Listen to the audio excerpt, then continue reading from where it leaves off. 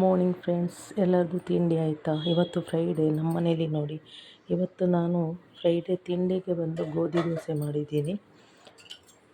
ಗೋಧಿ ದೋಸೆ, ಇದು ಬಂದು ಗೋಧಿ ದೋಸೆ.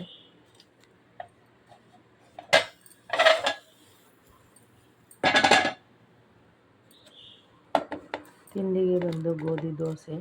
ಅದಕ್ಕೆ ಬಂದು ನೋಡಿ, ನಾನು ಗೋರಿಕಾಯಿ ಇದೆಯಲ್ಲ, ಆ ಗೋರಿಕಾಯಿ ಗೊಜ್ಜು ಮಾಡಿದ್ದೀನಿ.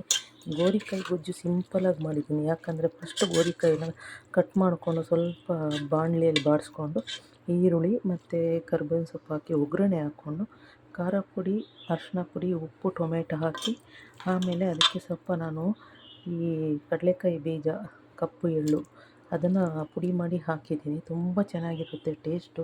ನೀವು ಮಾಡಿ ನೋಡಿ ಒಂದು ಸಲ, ಯಾಕಂದರೆ ತುಂಬ ಚೆನ್ನಾಗಿರುತ್ತೆ.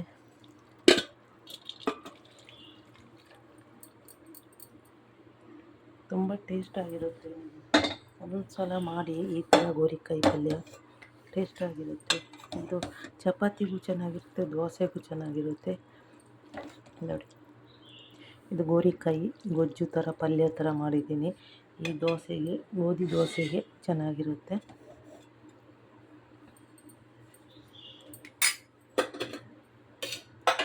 ಆಮೇಲೆ ಮಧ್ಯಾಹ್ನಕ್ಕೆ ಬಂದು ನೋಡಿ, ಹುರುಳಿಕಾಳು ಮೊಳಕೆ ಕಟ್ಟಿದ್ದೀನಿ. ಇದು ಮಸಾಲೆ ಸಾರು ಮಾಡಬೇಕು. ಹುರುಳಿಕಾಳು ಎಷ್ಟು ಚೆನ್ನಾಗಿ ಮೊಳಕೆ ಬಂದಿದೆ. ಇದು ನಾನು ಇವಾಗ ಮಸಾಲೆ ಸಾರು ಮಧ್ಯಾಹ್ನಕ್ಕೆ ಮಾಡಬೇಕು. ಇದಕ್ಕೆ ಬದನೆಕಾಯಿ, ಆಲೂಗಡ್ಡೆ ಹಾಕ್ತೀನಿ. ಮತ್ತು ನೋಡಿ, ನಾನು ಇವಾಗ ಚಿಕನ್ ಲಿವರು ಮಸಾಲೆ ಹಾಕಿಟ್ಟಿದ್ದೀನಿ. ಅದು ಬೇರೆ ಫ್ರೈ ಮಾಡಬೇಕು ಮಧ್ಯಾಹ್ನಕ್ಕೆ. ಇದೆಲ್ಲ ಮಧ್ಯಾಹ್ನಕ್ಕೆ. ಈ ಚಿಕನ್ ಲಿವರಿಗೆ ಮಸಾಲೆ ಹಾಕಿಟ್ಟಿದ್ದೀನಿ. ಇವತ್ತಿನ ತಿಂಡಿ ಬಂದು ಗೋಧಿ ದೋಸೆ, ಗೋರಿಕಾಯಿ ಪಲ್ಯ. ನೋಡಿ, ಇದು ಗೋಧಿ ದೋಸೆ ಬಂದು ಎಷ್ಟು ಚೆನ್ನಾಗಿ ಬಂದಿದೆ ರೋಸ್ಟ್ ಆಗಿ.